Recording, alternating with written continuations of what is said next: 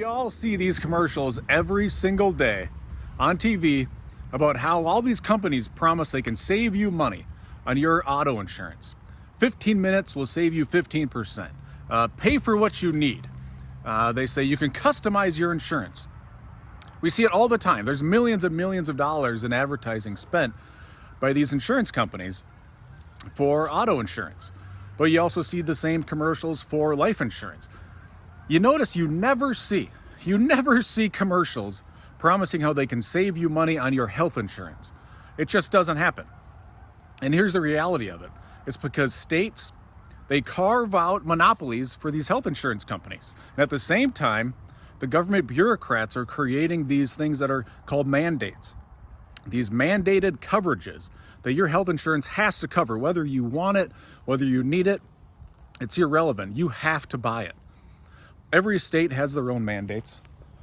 And Obamacare brought us a whole litany of other mandates.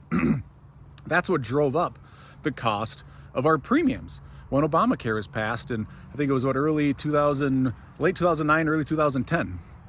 We've seen premiums increase 300, 400%.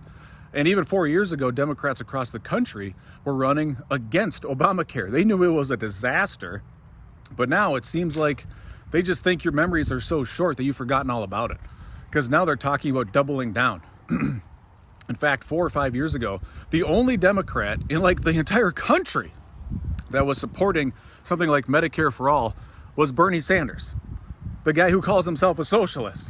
But now it seems the Democrats, they're embracing Medicare for All.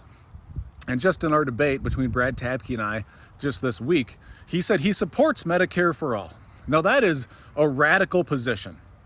And at the same time, the DFL, the House DFL and Brad Tabke are saying that I want to do away with healthcare, that I want to do away with pre-existing conditions and getting them covered.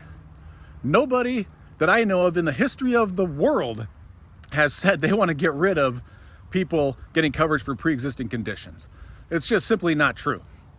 But let's talk about what their plan is, because, well, before I get into that, my plan is we need to increase the amount of choice, we need to get rid of state mandates, and we need to inject competition into the marketplace. We should start to see, what we should see as consumers, is commercials for health insurance on TV, promising to save us money, promising us better coverage, promising us better care. But because of the system in place and because of these monopolies that are carved out, it just doesn't permit it to happen. So the answer is to get government out of the way, take government out between you and your doctor, increase price transparency, decrease reliability on third-party payers, and empower the consumer. Patient-centered care. In fact, there's a rally going on at the Capitol, I think right now, it's from 1 to 3 o'clock today, that is talking about patient-centered care. That's the answer.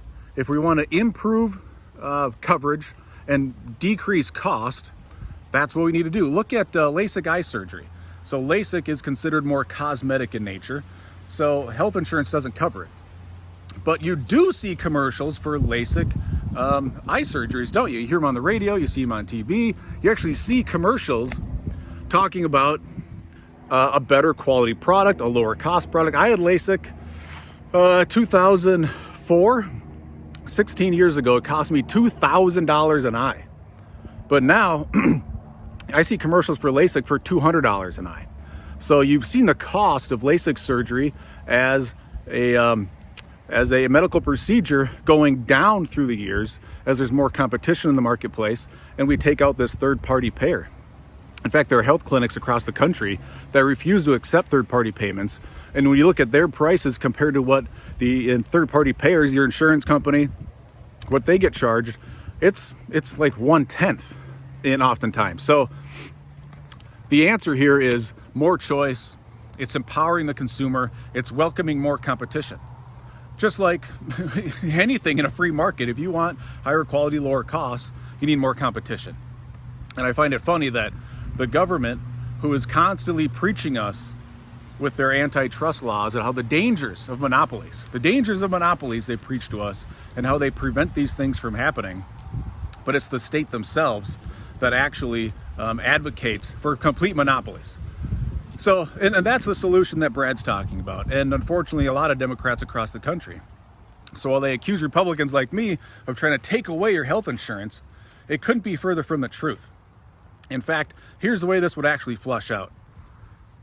If we do Medicare for all would be the end of private insurance, because no private insurance company could compete against Medicare, considering it's subsidized by the taxpayers. So what we would have happen, even if they just made Medicare an option available to everybody, like Brad talks about, it would force out competition from private health insurance companies, because they simply could not keep up with the subsidization taking place. So slowly they would squeeze out private insurers, and we would all end up on a Medicare type plan, which is essentially government controlled healthcare. Now, imagine going to the DMV, man, and what a pleasurable experience that is, or isn't. And that being your experience going to see your doctor. It would be laden with bureaucracy. There'd be no incentive for any innovation.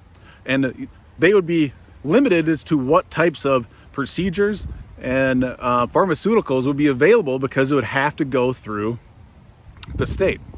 And it would have to go through the state because if we all ended up on some sort of a Medicare program, the cost would explode, because clinics would be flooded with there being no consumer discipline. They would be flooded with anybody with anything. If you had a hangnail, there'd be people with hangnails going to see their doctor, going to the hospital. So you would see this huge surge in demand in the medical field and for people to go to the doctor. And what you'd see then is they would have to increase taxes to pay for this. They would have to do it. But of course, politicians, they can only increase taxes so high before there's pushback from us, from the people. So with this surging demand, which was exactly what would happen, it's happening in Canada right now, the only other option to control cost is the state would have to start to ration care. They would ration care, and they would also reduce the compensation for the providers. So that's what they would do. They would say, well, actually it's happening right now. So Medicare, Medicaid, they only reimburse providers about 70% of what the private sector or private health insurance reimburses providers for. So actually you have right now providers that just stop taking Medicare and Medicaid because the reimbursement rates are so low. So reimbursement rates would go down to providers, and tax rates would go up to consumers, to everybody. And what would happen is, well, what happens when a business suffers a loss of revenue? These providers, they would have a loss in revenue. They would be forced to either pay their people less or just start letting people go. And as they'd start letting people go or paying them less, well, then we have fewer providers, fewer doctors, fewer nurses. They're going to get out of the field. They're going to go find something else. And on top of that, and where it really starts to snowball and become dangerous, is your average 16, 17, 18-year-old, 20-year-old trying to figure out what they're going to do with their life. When they're looking at the medical field, well, suddenly it's not so attractive to go to school for 6, 7, 8 years and go into hundreds of thousands of dollars in debt to go into a field where you're not making as much money. So we get fewer nurses, we get fewer doctors, we get fewer people in the medical field.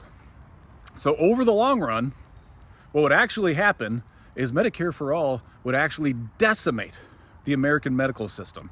If we do it in Minnesota, it would decimate our world-class medical system in Minnesota. It would be decimated.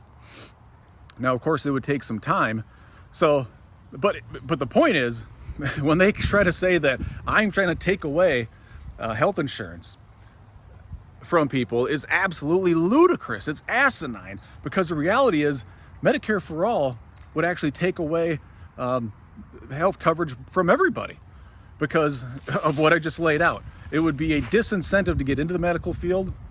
Costs would explode. There'd be no consumer discipline. The answer here isn't a government-controlled healthcare system at all. That's not the answer. Obamacare got us halfway there. Going the other half would be a disaster for Minnesota, a disaster for all of America. The answer is competition. The answer is choice. The answer is doing what we already see happening in other insurance sectors. So go to moreforhouse.com. We've got about 2 weeks left in this election. And we've got an opportunity to make a huge impact here, but we need your help. Go to mortforhouse.com, sign up. Let's go door knocking. Thanks, everybody.